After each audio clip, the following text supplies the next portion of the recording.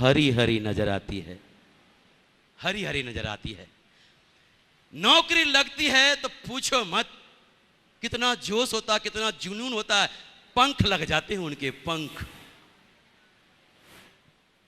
अपने मोहल्ले वाले के, पड़ोसियों को, रिश्तेदारों से, सबसे ठोक ठोक के बोलते हैं कि तेरे को मालूम मेरी जॉब लग गई है। अगर कोई 1.5 साल बाद भी मिले तो वो चाहे पूछे या ना पूछे, हम उसको जरूर बताते हैं कि तेरे को मालूम मेरी जॉब लग गई है। हम छोड़ते हैं क्या? चुन चुन के बताते हैं कि मेरी जॉब लग गई है, मेरी जॉब लग गई है। लेकिन जॉब की असली कहानी तो जब समझ में आता है जब नौकरी 5 साल की हो जाती है, नौकरी 10 साल की हो जाती है।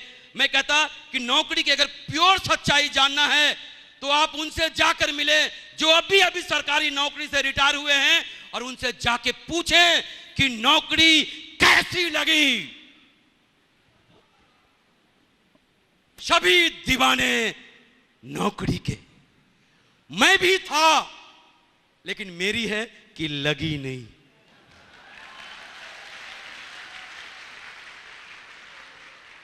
और आज मैं परमपिता परमेश्वर को धन्यवाद देता कि मेरी लगी नहीं। शायद लग जाती तो मेरे को भी गरूर हो जाता और इस बिजनेस को नहीं करता तो आज मैं आप लोगों के सामने भी नहीं होता। लेकिन दोस्तों, क्योंकि नौकरी हमने खुद अपने ही घरों में देखा है। हमारे दादाजी जितने भी भाई सारे रेलवे में नौकरी करते थे। हमारे पिताजी जितने भी भाई सारे रेलवे में नौकरी करते थे। हमारे पिताजी रेलवे में इंजन फिटर हुआ करते थे। और जब उनको 1 तारीख को तनख्वाह मिलती थी ना, आहा, एकदम से गरम हो जाते थे, गरम। इधर थैला लटका हुआ फल फ्रूट का, बेटा तू भी ले, तू भी ले, तू भी ले। 1 तारीख को पापा जी से मांग लो जो शाम मिलेगा। मैंने अपने ही आंखों से पिताजी को 1 तारीख को एकदम से गर्म होते हुए देखा, लेकिन इन्हीं आंखों से 15 तारीख आते आते नरम होते हुए भी देखा।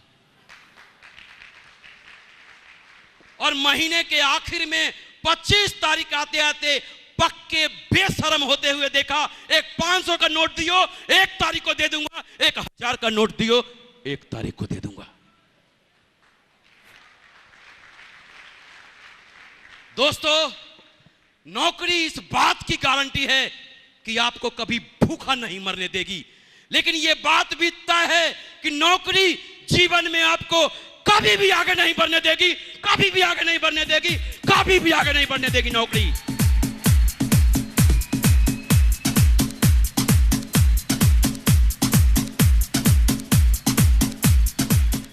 आज मुझे फक्र होता है इस बात का। और आज अगर मैं अपने अचीवमेंट की बात करूं, आज मेरा बेटा हिंदुस्तान में नेटवर्क मार्केटिंग के इतिहास में सबसे कम उम्र का डायमंड मिस्टर राकेश प्रसाद, 22 साल का डायमंड, 22 साल का डायमंड। पापा कहते हैं बड़ा नाम करेगा, बेटा हमारा ऐसा काम करेगा, मगर ये तो कोई न जाने कि मेरी मंजिल है कहाँ। आज नेटवर्क मार्केटिंग के इतिहास में अभी तक कोई बाप बेटा डायमंड नहीं था। देखना है, आज बाप बेटा डायमंड आपके सामने है।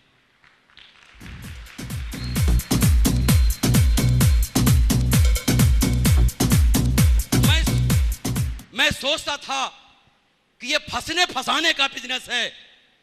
अगर ये फंसने फंसाने का बिजनेस होता तो राजीव चतुर्वेदी जी ने संजय जैन जी को फंसाया, 20 करोड़ से ज्यादा कमाया। संजय जैन जी ने ओम प्रकाश जी को फंसाया, 16 करोड़ से ज्यादा कमाया। ओम प्रकाश जी ने नरसिंह गिरेवाल जी को फंसाया, 8 करोड़ से ज्यादा कमाया।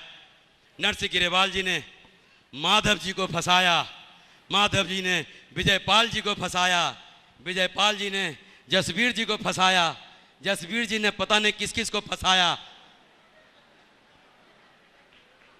और इन लोगों ने मिलकर मुझे फंसाया।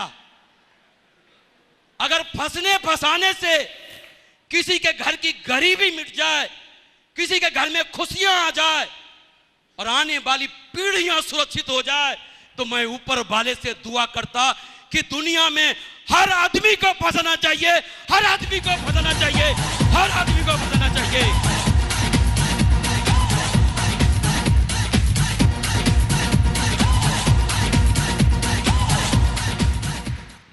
फंसने के बाद अगर ऐसा जीवन मिलता हो तो फंस जाना चाहिए, फंसा देना चाहिए। और आज मैं उस आदमी को सैल्यूट करता जिसने मुझे फंसाया।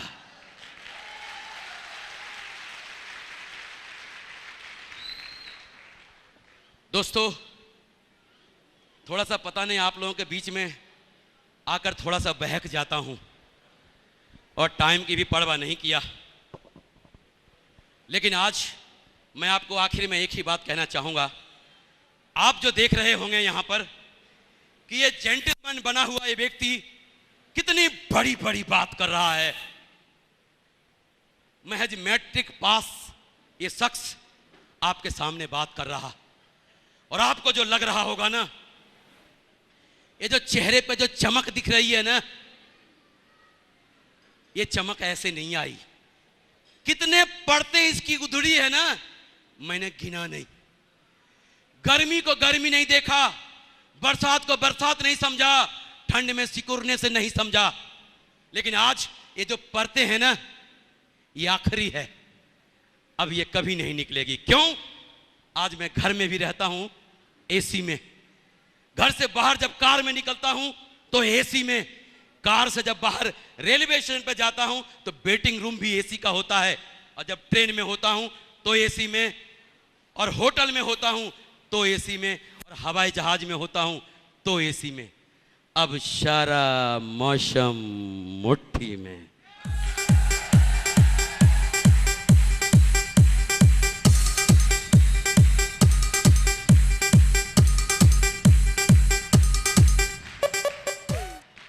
थोड़े टाइम गर्मी को सह गया, थोड़े टाइम बरसात में भीग लिया, थोड़े टाइम ठंड में सिकुड़ लिया, थोड़े टाइम। और यही लोग सह नहीं पाते हैं, और जो सह जाते हैं वो निकल कर वहां से यहां आ जाते हैं।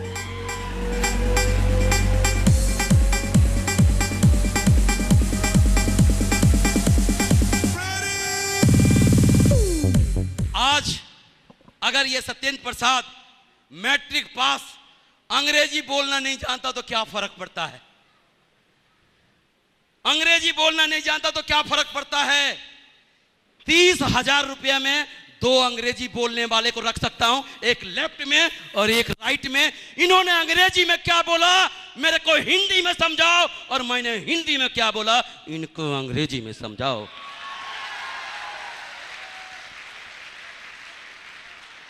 कोई फर्क नहीं पड़ता मेरे भाई, पैसे की भाषा दुनिया जानती है, और जब रोकड़ा आता है ना तो अंग्रेजी बोलना भी सीख लेते हैं, सो सीख लिया है।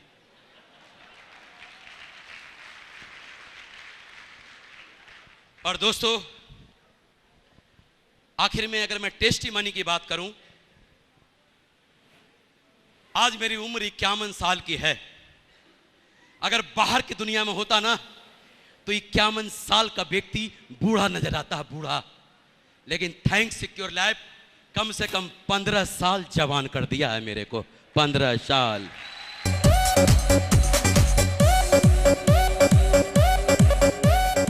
आपको किसी ट्रेनिंग में बताया गया कि आपकी उम्र भी कम हो जाएगी? नहीं ना। पुराने हमारे मित्र बहुत सारे यहां बैठे हुए हैं। मैं 2.25 नंबर का बाइफोकल लेंस लगाता था, चश्मा लगाता था। मेरे बैनर में देखो, मेरे वीडियो में देखो, ऑडियो में देखो, मैं 2 नंबर का बाइफोकल लेंस चश्मा लगाता था। और कुछ दिन पहले मुझे चश्मे से दिखाई नहीं दे रहा था। जब मैं डॉक्टर के पास गया कि डॉक्टर साहब देखो मेरे चश्मे में क्या हो गया, तो डॉक्टर ने चेक करने के बाद जानते हैं क्या बोला? बोला मिस्टर प्रसाद आपकी नजरें वापस आ गई है। मैंने बोला डॉक्टर साहब ऐसा भी होता है? बोला हाँ होता है। मैंने बोला कैसे होता है?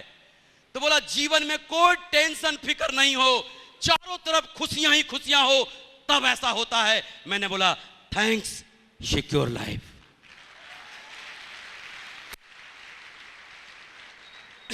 51 साल के उम्र में मुझे एक भी व्यक्ति बाहर की दुनिया में नहीं मिला जो मुझे बोला कि सत्येंद्र प्रसाद आपको मैं नौकरी लगवा दूंगा, आपको मैं अधिकारी बना दूंगा, आपको मैं डॉक्टर बना दूंगा, आपको मैं इंजीनियर बना दूंगा। एक भी नहीं मिला। लेकिन इस बिजनेस में मुझे एक शख्स मिला जब मुझे ठोक ठोक कर बोला कि सत्येंद्र प्रसाद आप विश्वास करो, मैं आपको डायमंड बना दूंगा। और उनकी बात को मान लिया और अपने जीवन में उतार लिया और आज आपके सामने हूं।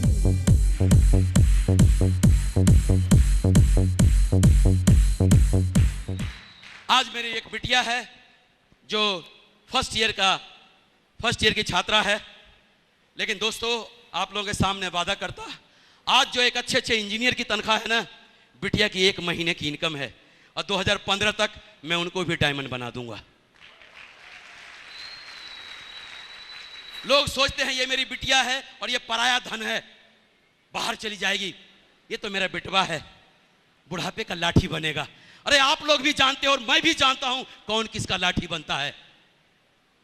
अगर बिटिया को आपने एक आईडी देके अगर उसको डायमंड बना के विदा किया ना, तो सारे, आप सोच के देखो, अगर बिटिया को डायमंड बना के विदा किया तो उनके सास ससुर और जेठ जेठानी उनको ससुराल में कैसे रखेंगे? कैसे रखेंगे? हथेलियों पे, पलकों पे। तो बजाओ ना।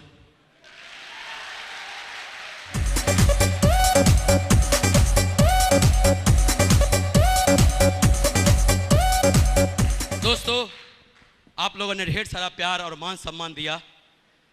और अगर मैं किसी का बड़ा भाई लगता हूं, अगर मेरे से कोई गलती हो गई हो, अगर किसी का मैं बड़ा भाई लगता हूं तो मेरे को बड़ा भाई समझकर माफ़ कर देना।